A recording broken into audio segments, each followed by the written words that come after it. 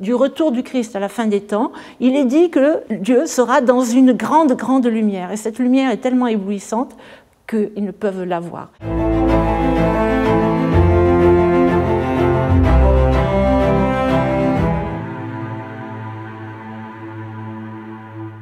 Le linteau de Saint-Genis-des-Fontaines a été fait à la demande du chanoine Didelot, qui était un chanoine de la cathédrale de Valence et qui voulait, pour son école, avoir des œuvres moulées pour expliquer la naissance de cette iconographie médiévale et son développement au cours de l'époque paléochrétienne jusqu'à l'art roman, voire à l'art gothique. Il a choisi le linteau de Saint-Genis-des-Fontaines parmi d'autres œuvres parce que celle-ci est très très importante pour l'histoire de l'art du Moyen-Âge. Pourquoi est-elle importante? Parce qu'elle a une inscription et sur cette inscription en latin qui court sur 2 lignes, il est dit que cette œuvre a été faite la 24e année du règne du roi Robert, qui a été en fait Robert le Pieux, fils de Hugues Capet. Et donc grâce à cette inscription, on sait que cette œuvre a été réalisée entre le 24 octobre 1019 et le 24 octobre 1020. Cette œuvre, par ailleurs, présente donc le Christ en majesté,